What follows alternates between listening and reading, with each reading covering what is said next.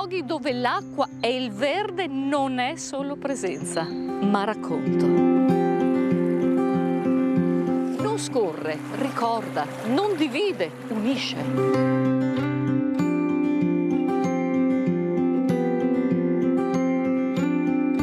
Siamo a Sernaglia della Battaglia e qui la natura ha scelto di farsi poesia. E questa è una storia di acque e di rinascita.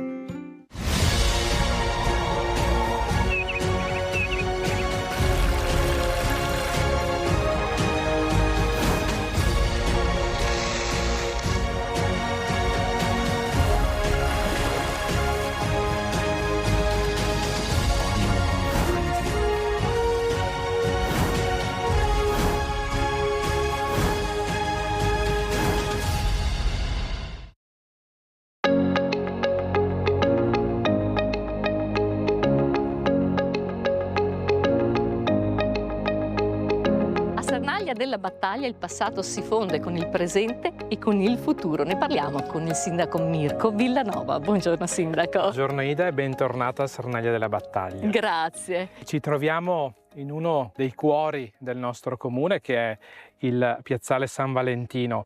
Era un parcheggio prima, una distesa di ghiaia. Abbiamo cercato, proprio perché nel cuore del centro del paese, di riqualificarlo, e credo che, ecco, la visione di oggi, il panorama di oggi indichi proprio questo. E proprio sindaco, da piazzale San Valentino si apre un vero e proprio nuovo mondo e nuovo futuro. Certamente, piazzale San Valentino apre grandi prospettive a tutto il territorio di Sernaglia della Battaglia, in particolare a quelli che sono i luoghi più caratteristici di Sernaglia della Battaglia. Da questo punto partono tutte quelle ciclabili, quei percorsi di sicurezza che possono portare ai siti naturalistici che con grande orgoglio riconosciamo nel nostro comune, che tuteliamo e preserviamo, dalle Fontane Bianche a Fontigo, al percorso delle Volpere a Falzè di Piave, ai paludi Sernaglia della Battaglia, luoghi davvero importanti per le nostre comunità, che testimoniano anche una storia molto forte, fatta di valori di custodia e di tutela di questi posti, che per la comunità sernagliese, ma per il territorio intero, sono fondamentali, e soprattutto fondamentale è preservarli. E allora sindaco, partiamo proprio da qui, in bellezza, con il nostro viaggio, e con grande importanza da dove? Partiamo da Passo Barca, che credo sia davvero il luogo che coniuga storia e natura, e una tradizione raccontata, che è quello del porto, che ancora è evidente in quel sito che andiamo a vedere tra poco. Andiamo sindaco.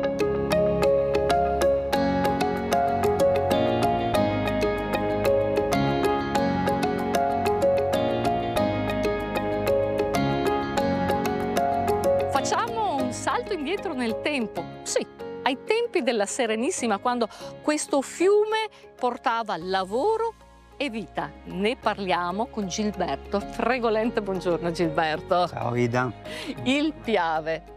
Eccolo qua. Portatore di storia, sì, ma non solo della Grande Guerra, anche Sì, era una grande via di comunicazione dal Cadore a Venezia, all'Arsenale. Qui passavano anche 3 zattere al giorno che portavano passeggeri, pietre, ferro, e soprattutto il legname che componeva le zattere serviva alla Serenissima per costruire le navi. Qui arrivavano gli zattieri di Belluno, cambiavano l'equipaggio con quelli di Nervesa, i quali continuavano su un fiume molto più tranquillo. Il tratto pericoloso era questo. Qua c'è un'immagine di una zattera, vedi? Ma soprattutto qui era, quando non c'erano i ponti, la barca del traghettatore. Era anche un passaggio. Per questo posto viene chiamato Antico Porto di Falzè. Ma il Piave mormorava calmo e placido al passaggio dei primi fanti, Sì, vero? purtroppo anche questo tragico ricordo. Qua siamo proprio sulla prima linea del fronte della Prima Guerra Mondiale. Dopo la disfatta di Caporetto, l'esercito austro-ungarico si attestò qui. Qui di fronte abbiamo il Montello. Sono state recuperate 5-6 trincee e bunker dell'esercito italiano. Qui invece siamo in suolo occupato, era stato occupato. Qui, se vuoi vedere, c'è un'ancora che serviva per creare i ponti di barche. durante la battaglia del solstizio del 15 giugno del 18, che è stato l'ultimo tentativo dell'esercito austro-ungarico di sfondare la linea difensiva italiana e di continuare la loro conquista. Purtroppo, e per fortuna per noi, non è andata a buon fine e poi c'è stata la battaglia finale con la vittoria dell'esercito italiano. Dal percorso delle Volpere a Passo Barca, 2 balzi e ci troviamo nell'anfiteatro di Falzè, quindi non solo natura ma anche divertimento qui a Sernaglia della Battaglia con Eleonora. Ciao Ida. Qui ci troviamo all'anfiteatro a Passo Barca, dove normalmente vengono organizzati d'estate gli eventi culturali che possono essere di interesse per tutta la nostra comunità. Spettacoli di teatro, concerti e manifestazioni per i bambini. La storia dell'acqua di questo paese però è ancora lunga da raccontare. La portiamo nelle case dei nostri telespettatori con cosa, Eleonora?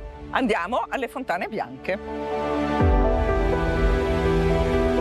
Un nome che evoca purezza, Oasi delle Fontane Bianche, rifugio per le specie rare, ma anche per l'anima di chi cerca meraviglia. Qui ogni passo è un incontro, ogni sguardo una carezza.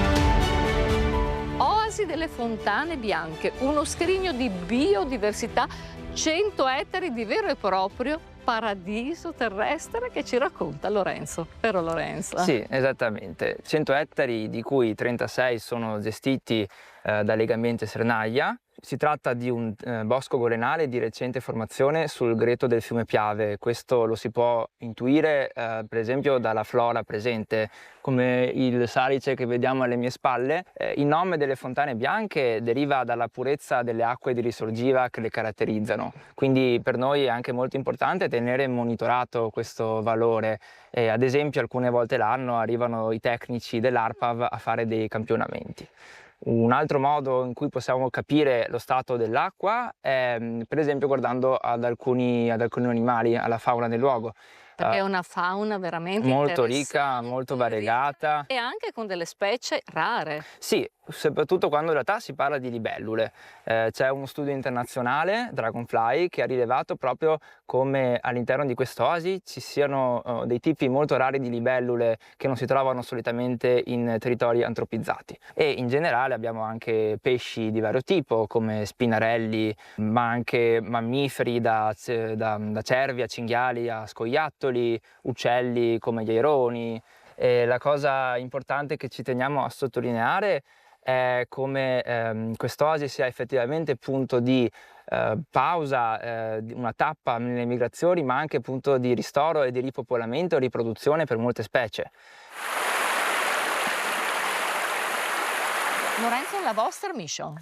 Sì, la nostra mission come volontari è quella di tenere curato quest'area proprio per renderla fruibile ai visitatori. Offriamo visite guidate ai studenti delle scuole elementari del territorio e visite agli adulti per imparare a conoscere gli alberi stagionali. Domenica mattina ci potete trovare all'Info Point ad accogliere i visitatori e vi invitiamo ovviamente a partecipare numerosi. L'acqua per Sernaglia della Battaglia è sempre stata fondamentale, vero Eleonora? Certo. Per il comune di Sernaglia era proprio indispensabile per il suo sviluppo l'acqua di scorrimento del Piave, l'acqua delle Fontane Bianche in quest'area dove ci troviamo e l'acqua di superficie che è quella dei Palù che andremo a trovare fra pochi passi. Cosa sono i Palù? I Palù è un'area di campi chiusi, bonificata, una vecchia palude bonificata dai monaci benedettini. Ma avremo chi ci racconta bene la storia di questo territorio. Allora la portiamo nelle case dei nostri telespettatori. Certo.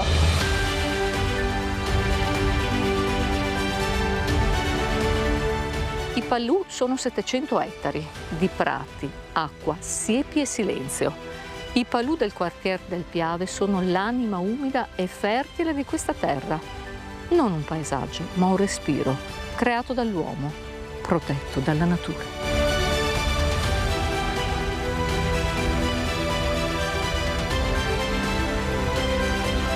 Dall'età del bronzo, passando per l'età del ferro, arrivando al Medioevo, periodo che ha segnato profondamente questo territorio. La storia da raccontare da Rinaldo Checus. Ciao Rinaldo. Ciao, ciao.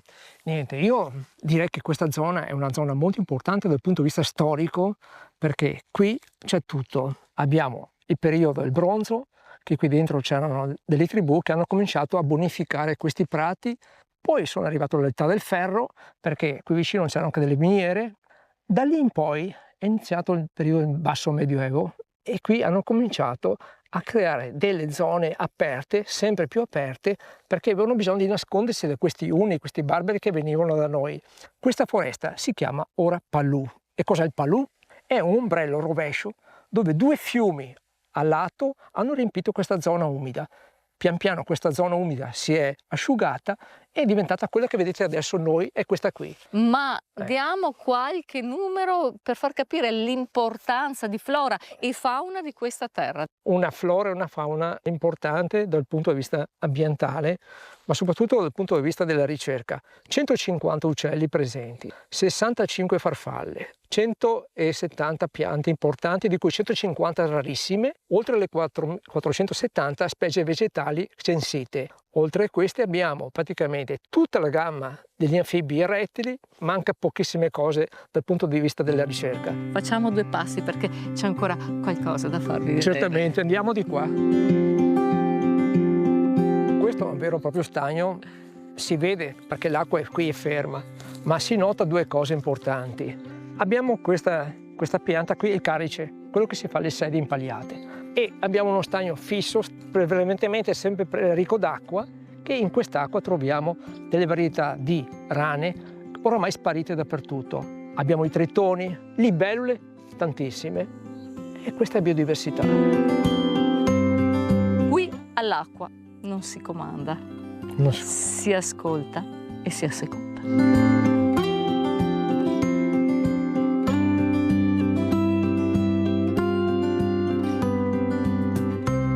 Sernaglia è una terra che non si guarda soltanto, si sente tra una foglia e una sorgente. È